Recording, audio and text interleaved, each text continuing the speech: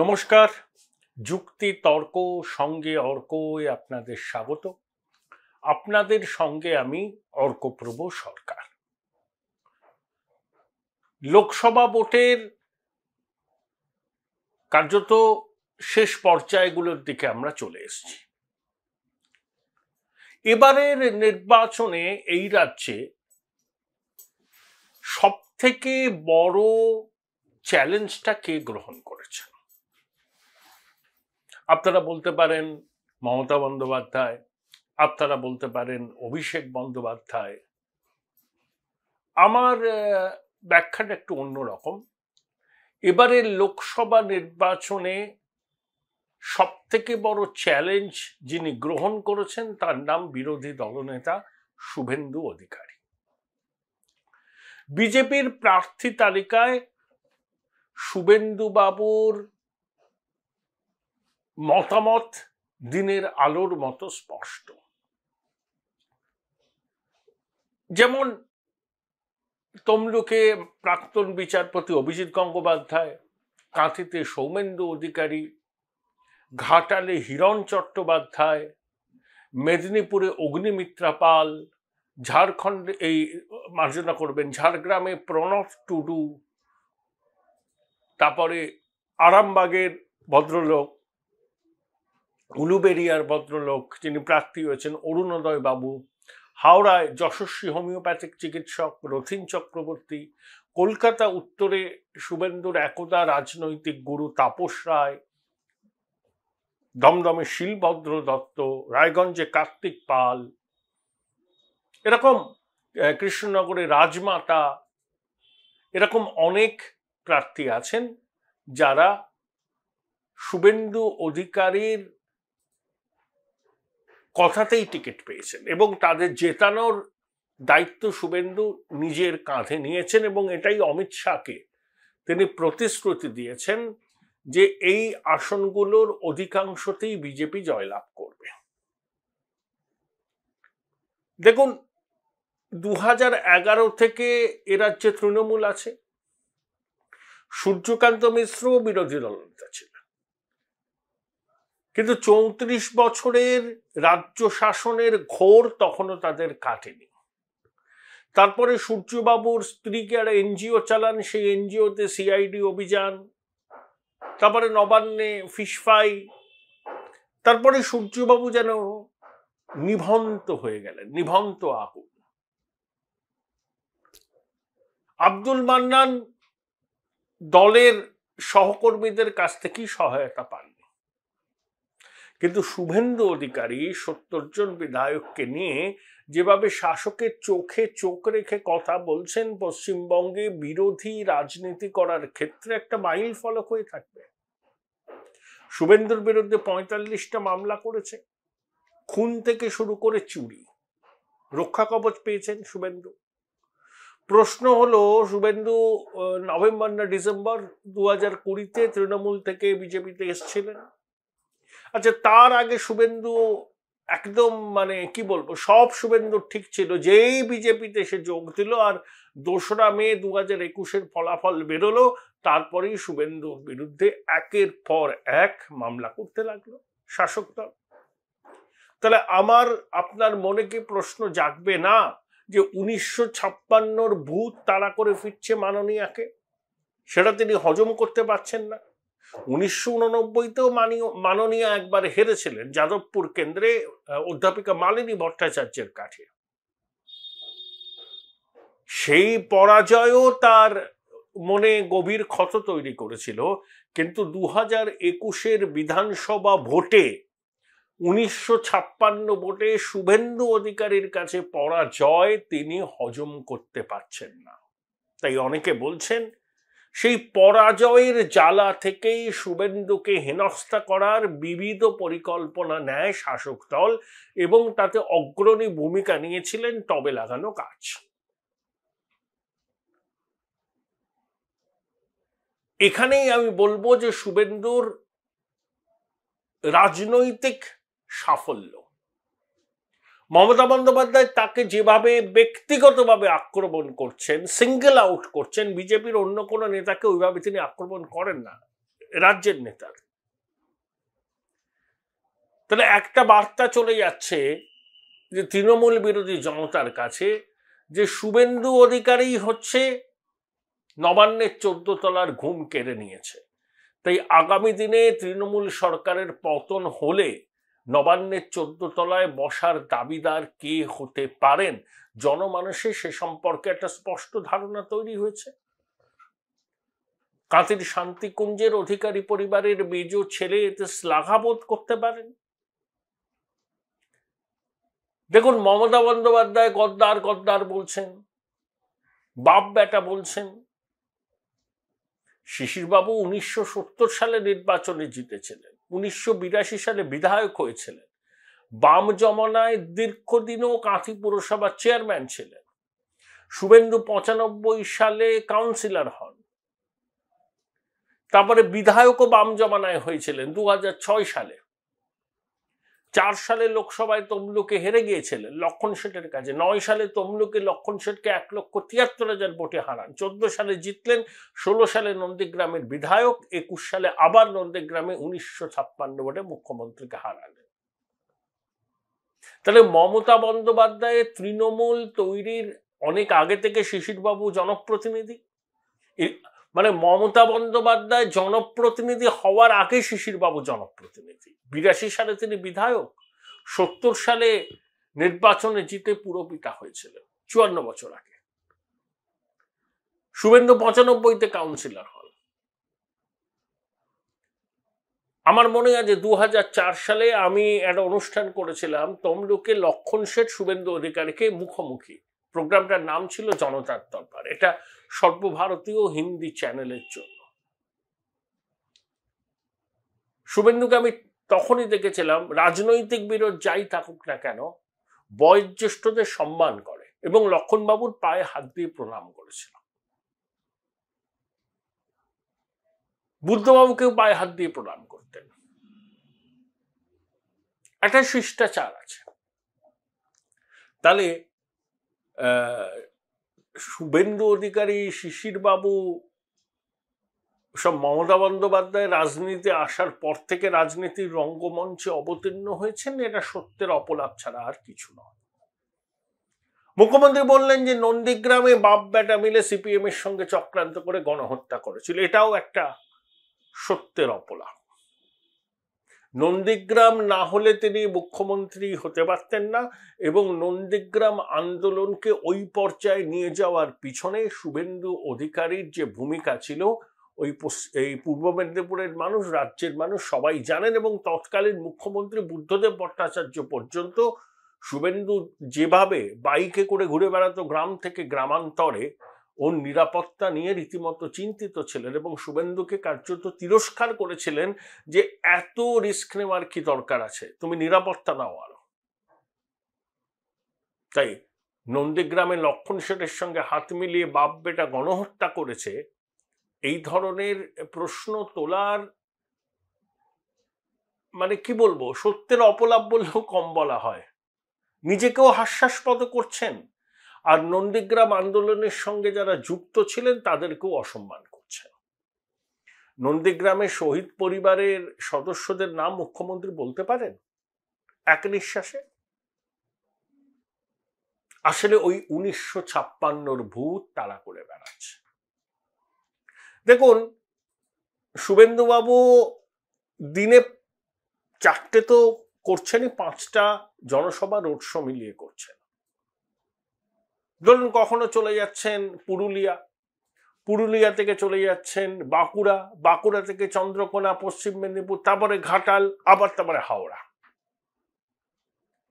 তাহলে এই যে সারাদিনে 400 কিলোমিটার এই গরমের মধ্যে যাওয়া, উনি তো আর হেলিকপ্টারে চড়েন না। 122টা সভা ইতিমধ্যে করে ফেলেছেন। আর একজন আছেন টবে লাগানো গাছ। কলকাতা থেকে হলদিয়া বাই রোড আসতে কতক্ষণ লাগে? 2-2.5 ঘন্টা। কোনা এক্সপ্রেসওয়েতে একটু জ্যাম থাকলে 2.5 ঘন্টা। না, ছোটবাবু তো গেলে কনভয়ে যাবেন, জ্যামের কোনো প্রশ্ন নেই, কিন্তু তাও তিনি হেলিকপ্টারে করে আসবেন। আকাশ রাজা শুভেন্দু বলেছেন যে গোল্ডেন ভিক্টোরিয়া 147 জনের মিটিং, 27 লক্ষ টাকার বিল। আমরা আমরা আর অবাক হই না। ডিয়ার লটারি টটারি আছে না, ইলেকটোরাল বন্ড। তৃণমূল খুব সমৃদ্ধ দল, রাজনৈতিক দল, যারা আর্থিকভাবে অত্যন্ত সলভেন্ট। তৃণমূল এই নির্বাচনে যে বিপুল খরচ করছে, বিজেপি কেন্দ্রে ক্ষমতাসীন দল, 17টা রাজ্যে ক্ষমতায়, এই পয়সা তারাও খরচ করতে পারছে না। 2021-এর বিধানসভা নির্বাচনে কত কথা বলেছিল না তৃণমূল, বিজেপি টাকা ছড়াচ্ছে। তারপরে তারা নিজেই যে তথ্য সামনে এনেছিল তাতে দেখা গেছে বিজেপির থেকে তৃণমূল অফিসিয়ালি বেশি খরচ করেছে, আর কথা বলে না। সর্বত্র দ্বিচারিতা। বলছেন সিএ মানি না, আফগান থেকে, ওগুলো আফগান থেকে কজন এসেছিল, তাদেরকে সার্টিফিকেট দিয়েছে। আপনার মানা না মানায় কিছু হয় না। সিএ এর বিধি প্রণয়ন হয়ে গেছে, দেশের সরকার আইন প্রণয়ন করেছেন, নাগরিকত্ব পাবে। আপনি চিৎকার করবেন, অক্ষমের আর্তনাদ ছাড়া কিছু নয়। মানুষ তো বুঝতে পারছে সিএ কারুর নাগরিকত্ব কেড়ে নেওয়ার নয়, নাগরিকত্ব দেওয়ার আইন। সামনে ভোট আসছে, মতুয়াদের দীর্ঘদিনের দাবি নিঃশর্ত নাগরিকত্ব। এটা কিন্তু নিঃশর্ত নাগরিকত্বই। খুব ভুল বোঝাচ্ছেন ছোটবাবু এবং তার পিসিমণি। Join Indian Institute of Hotel Management now. Right choice, right decision. আর সংখ্যালঘু ভাই বোনেদের ভয় দেখানো, বিজেপি আসলে এনআরসি হবে, ডিটেনশন ক্যাম্প হবে, দাঙ্গা হবে। বিজেপি 10 বছর ক্ষমতায় আছে, কোথায় দাঙ্গা হয়েছে? উত্তরপ্রদেশে যোগী আদিত্যনাথ 7 বছর হলো মুখ্যমন্ত্রী আসনে আছেন, কোথায় দাঙ্গা হয়েছে? বরঞ্চ সমাজবাদী পার্টি যে সমস্ত দুষ্কৃতীদের মদত দিত, সেই দুষ্কৃতীদের বিরুদ্ধে আইনানুগ ব্যবস্থা নেওয়া হয়েছে, এবং মুসলিম মহিলাদের একটা অংশের সমর্থন যোগী আদিত্যনাথ বিগত বিধানসভা নির্বাচনেও পেয়েছেন, এবার লোকসভা নির্বাচনেও পাচ্ছেন। আর ভুল বুঝিয়ে চলেছেন মাননীয়া। ওই যে দেয়াল লেখন পড়তে পারছেন। আর সব থেকে রাগ হচ্ছে শুভেন্দু অধিকারীর বিরুদ্ধে, কারণ শুভেন্দু ওই দলটা করেছে অনেকদিন, ইনস এন্ড আউটস জানে। আমলা মহলের মধ্যে এমন অনেকেই আছেন যারা শুভেন্দু অধিকারীকে নিয়মিত খবর দেন, পুলিশের মহল থেকেও দেন। শাসক দলের মন্ত্রিসভার সদস্যদের মধ্যেও শুভেন্দুর ঘনিষ্ঠ আছেন, যারা শুভেন্দুকে খবর দেন, বিভিন্নভাবে খবর দেন। এমনকি মুখ্যমন্ত্রীর ঘনিষ্ঠ বৃত্তের মধ্যেও একাধজন আছেন যারা শুভেন্দু অধিকারীর সঙ্গে নিয়মিত যোগাযোগ রেখে চলে।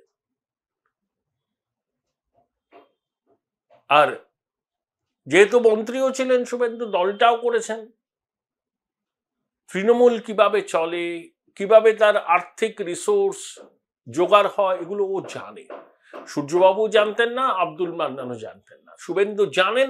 এবং কেন্দ্রে ক্ষমতাসীন দল বিজেপি, কেন্দ্রীয় স্বরাষ্ট্রমন্ত্রী অমিত শাহকে শুভেন্দু সরাসরি তার রাজনৈতিক অভিভাবক বলেছেন, এবং অমিত শাহের প্রশ্রয়, স্নেহ, ভরসা শুভেন্দু অধিকারীর প্রতি আছে, দিনের আলোর মতো পরিষ্কার। অনেকে বলেন যে শুভেন্দু বাবুর চোখ দিয়ে অমিত শাহ কিন্তু বাংলাকে দেখেন। সুকান্ত মজুমদার সজ্জন ভদ্রলোক, অধ্যাপক মানুষ। শুভেন্দু অধিকারী এবং সুকান্ত মজুমদারের যে জুটি, সেই জুটি কিন্তু শাসক দলের ঘুম কেড়ে নিয়েছে। দেখুন, সুকান্ত বাবু শুভেন্দু বাবুর মতো অত পুরনো দিনের রাজনৈতিক কর্মী নন। 2019 সালে প্রথমবার তিনি নির্বাচনে দাঁড়ান, এখন বিজেপির সভাপতি। স্বচ্ছবাবু তেমন বাড়ি ঘুরে দেখে এসছি, অত্যন্ত সাধারণ জীবনযাপন করেন পরিবারকে নিয়ে।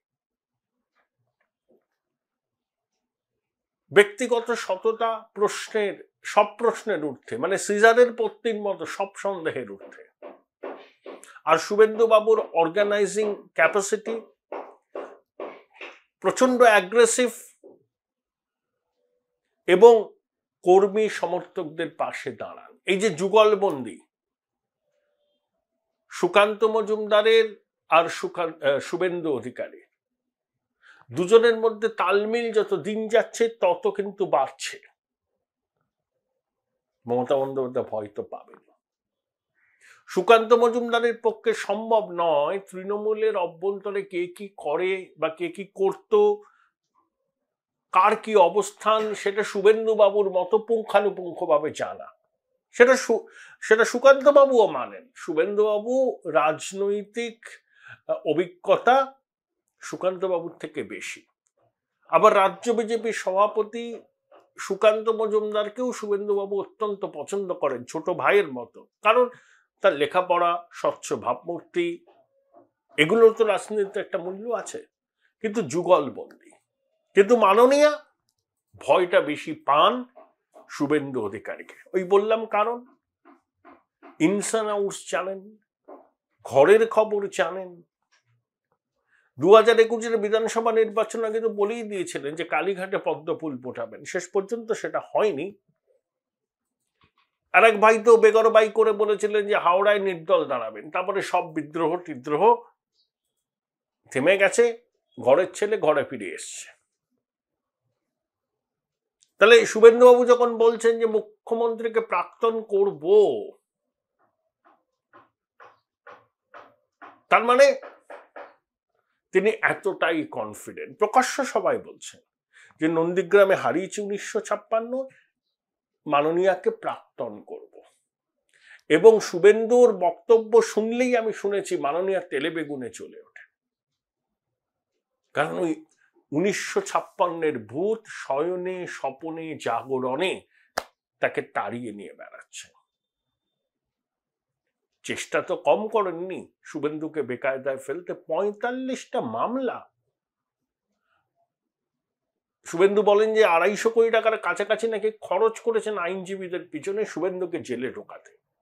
সূর্যবাবুর বিরুদ্ধে কি এত মামলা করেছেন? মান্নান সাহেবের বিরুদ্ধে করেছেন, কারণ ওই সেই অ্যাগ্রেসিভ ওয়েতে বিরোধিতা করতে পারেননি তৎকালীন বিরোধী দলনেতা। সেটা শুভেন্দু করছেন। একের পর এক কেলেঙ্কারি সামনে আসছে। আদালতে বামপন্থী আইনজীবীরা মামলা লড়ছেন, সরকারি কর্মচারীরা ডিএর দাবিতে আন্দোলন করছেন, সহায়তা করে দিচ্ছেন শুভেন্দু। বামপন্থীদের কাছে আবেদন জানাচ্ছেন আপনাদের সঙ্গে বিজেপির মতাদর্শগত সংগ্রাম হবে ভবিষ্যতে, কিন্তু তৃণমূলকে এখান থেকে হঠাতে আপনাদের সমর্থন প্রয়োজন, আপনারা ভোটটা নষ্ট করবেন না। আর অভিষেক বন্দ্যোপাধ্যায়ের কি বলবো আর কি, তিনি যে রাজনৈতিকভাবে অপরিপক্ক শুভেন্দু বলেন, সেটা নানাভাবে তিনি প্রমাণ করার চেষ্টা করছেন।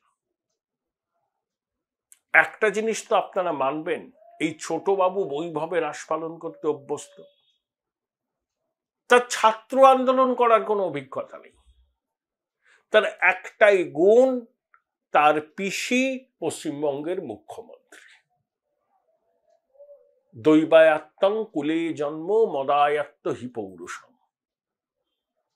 আমি পিসিমণির ভাইপো, একমাত্র এটাই আমার কোয়ালিফিকেশন। আর এই কোয়ালিফিকেশনের উপর দাঁড়িয়ে আমার আকাশচুম্বী উচ্চাসা। আমি 14 তলায় বসবো, প্রয়োজনে পিসিমণিকে অবসরের গ্রহে পাঠিয়ে। এই লোকসভা নির্বাচনে তৃণমূলের ফল খারাপ হলে, যার সম্ভাবনা প্রবল, প্রশান্ত কিশোর তো বলেই চলেছেন যে বিজেপি এখানে সব থেকে বড় দল হবে। আমার ধারণা 25টা ন্যূনতম আসন বিজেপি পাবে। তারপরে দেখবেন তৃণমূলে কিরকম মুষল পর্ব শুরু হয়। ছোটবাবু বলবেন আমাকে উপমুখ্যমন্ত্রী করতে হবে, কারণ মমতা বন্দ্যোপাধ্যায়ের প্রশাসনের উপর মানুষ অনাস্থা জানিয়েছে, আবার নতুন করে খেলা শুরু করতে হবে। তাই ছোটবাবু বলবেন আমাকে উপমুখ্যমন্ত্রী করা হোক। আগে তিনি মুখ্যমন্ত্রী হতে চেয়েছিলেন, পিসিমণি রাজি হননি, তারপরে উপমুখ্যমন্ত্রী হওয়ার বায়না করেছেন, এখনো পিসিমণি রাজি হননি। কিন্তু নির্বাচনের ফল ঘোষণা হওয়ার পর পিসিমণির পক্ষে সেই চাপকে প্রতিহত করা সম্ভব না। পিসিমণি বলেছিলেন যে প্রয়োজনে তুমি মন্ত্রিসভায় আসো। ছোটবাবু বলেছেন আমি কি ববি হাকিমের সমতুল্য নাকি? আমার উচ্চতা সবার থেকে এতটা বেশি, আমি লিফটে করে রাজনীতির ময়দানে এসেছি, প্লেনে করে দিল্লি থেকে কলকাতায়, লিফটে করে 21শে জুলাইয়ের মঞ্চে, ব্যাস আমি নেতা। আর আমি একটা বেসরকারি সংস্থাকে নিয়োগ করেছি, তারা যা বলে সেটাই হচ্ছে বেদ বাক্য। মানুষের সঙ্গে তো আমার যোগাযোগের দরকার নেই, আমার ওই বেসরকারি সংস্থা যা বলবে তাই। উনি কারোর সঙ্গে দেখা করেন না, ফোন ধরেন না, 2500 পুলিশ নিয়ে ঘোরেন, পশ্চিমবঙ্গগুলো দেখছে।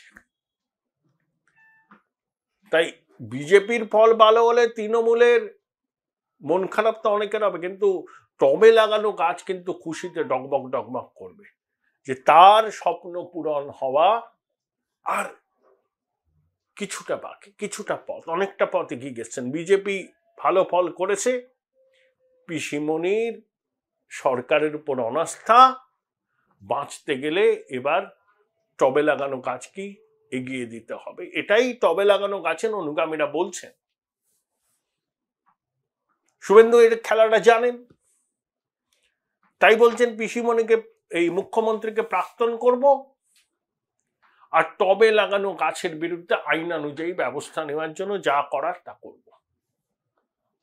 তাই কালীঘাট ক্যামাক্সি প্রচন্ড ভয় পায় শান্তিকুঞ্জের অধিকারী পরিবারের মেজ ছেলেকে। মাননীয় ভয় পান 1956 স্মৃতি ঘুরে ফিরে আসে, আর টবে লাগানো গাছ একটা জিনিস বুঝতে পেরেছে, অনেক কিছু করেও শান্তিকুঞ্জের অধিকারী পরিবারের মেজ ছেলেকে কিন্তু কবজা করা যায়। 45টা মামলা করে খুন থেকে টাকা চুরি, নামি দামি আইনজীবী নিয়োগ, সুরাহা মেলেনি। এটাই শুভেন্দুবাবুর বলবো তার বিরোধী রাজনীতি করার সার্থকতা। তিনি যে তৃণমূল কংগ্রেসের বিরুদ্ধে একজন আপোষহীন যোদ্ধা, এরা বাংলার মানুষ বুঝে গেছেন। ঠিক যেমন মমতা বন্দ্যোপাধ্যায়ের আদি অকৃত্রিম সিপিএম বিরোধিতাকে বাংলার মানুষ সমর্থন জানিয়েছিল, তেমনি শুভেন্দুবাবুর এই আদি অকৃত্রিম তৃণমূল বিরোধিতাকেও বাংলার মানুষ সমর্থন করছেন। এবং মমতা বন্দ্যোপাধ্যায় এবং তার ভ্রাতুষ্পুত্র শুভেন্দু অধিকারীকেই কার্যত ছায়া মুখ্যমন্ত্রী হিসাবে তুলে ধরছেন তাদের বিবিধ কাণ্ড কারখানার মধ্যে দিয়ে। শুভেন্দুবাবু শ্লাঘা বোধ করতে পারেন।